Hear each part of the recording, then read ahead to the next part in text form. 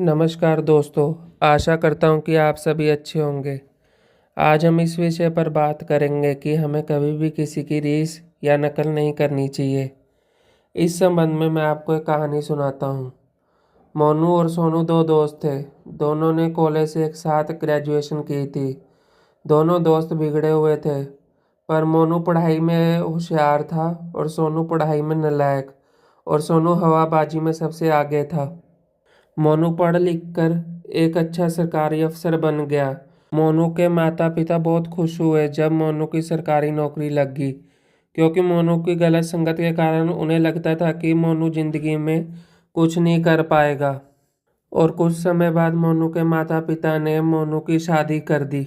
वहीं दूसरी ओर सोनू जिंदगी में बस टाइम पास कर रहा था। सोनू ने जब मोनू को देखा कि मोनू की शादी हो गई है, तो उसने भी रीस में आकर अपने माता पिता से कहा कि मेरी भी शादी कर दो, नौकरी तो लग ही जाएगी।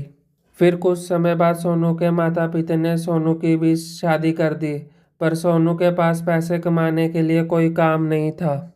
सोनू के जो दोस्त शादीशुदा जिंदगी अच्छी जी रहे थे, सोनू उन्हें देखकर उनमें कमियां निकालता रहता और गाली देता रहता। सोनू अपने माँ बाप को भी कोस रहा था कि उसके माँ बाप ने उसके लिए कुछ नहीं किया, जबकि सोनू के माता पिता ने जितना उनसे हो सका उन्होंने सोनू के लिए उससे भी अधिक सोनू की जिंदगी के लिए किया। सोनू सिर्फ अपनी पत्नी से ही ठीक बात करता था और वह किसी से भी ढंग से बात नहीं करता था।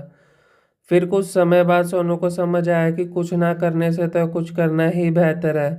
फिर वह एक कपड़े बेचने वाली दुकान में लग गया और अपने घर का गुजारा करने लगा। इस कहानी से हमें यह शिक्षा मिलती है कि हमें कभी भी किसी भी जिंदगी में रीस नहीं करनी चाहिए।